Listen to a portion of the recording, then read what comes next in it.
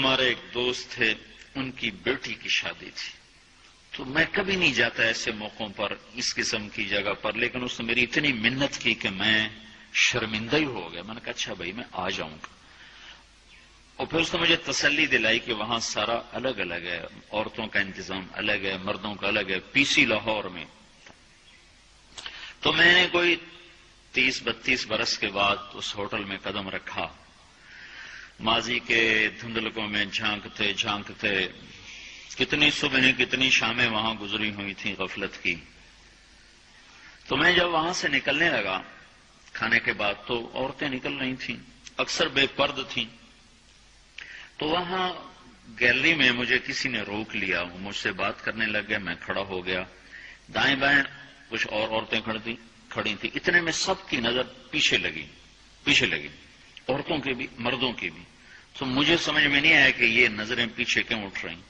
کیا دیکھا، میرے قریب سے ایک خاتون گزری جو سر سے لے کر پاؤں تک مکمل برقعے میں، ہاتھوں پہ بھی دستانے تھے اور پاؤں میں جرابیں تھیں، اور ایک بالکل سادہ سا برقع انہوں نے پہنا ہوا تھا.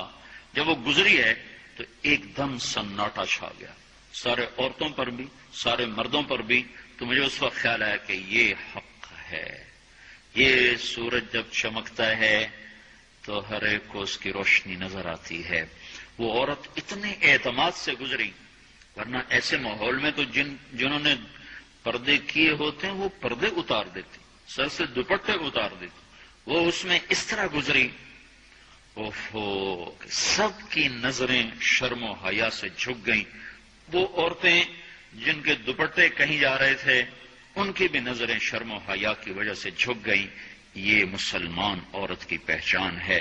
یہ فاطمہ کی بیٹی ہے، یہ خدیجہ کی بیٹی ہے. یہ مغرب کی ننگی بیٹی نہیں ہے کہ جہاں ماں بیٹی کا تصور ختم کر دیا گیا ہے. اب وہ گندگی ہماری طرف پھینکنا چاہتے ہیں، وہ ہمیں یہ گند چاٹنے پر لگانا چاہتے ہیں، اور ہم اللہ کی منت کر رہے ہیں یا اللہ تو اس نظام کو توڑ دے. ہماری تو بے بسی ہے. ہماری بیٹیوں کے سر سے دوپٹے اتر گئے، کپڑے مختصر ہو گئے. عجب حال ہے. حیا پتہ نہیں کہاں ہی روٹ کے چلا گیا، نظر ہی نہیں آتا. پہاڑوں میں جا کے بھی ڈھونڈا، وہاں بھی نہیں ملا. صحراؤں میں گئے، دریاؤں میں گئے، کہیں نہیں ملا. کبھی ایک صفت ہوا کرتی تھی، آج پتہ نہیں کہاں سے ملے گی، کس بازار سے ملے گی. وہ منڈیاں ہی بند ہو گئیں. جس قوم کی بچیاں ناچ گانے کو اپنا شعار اور شوق بنا لیں، ان کی نسل سے اب خالد بن ولید نہیں پیدا ہو سکتے، ناچنے والے ہی پیدا ہوں گے.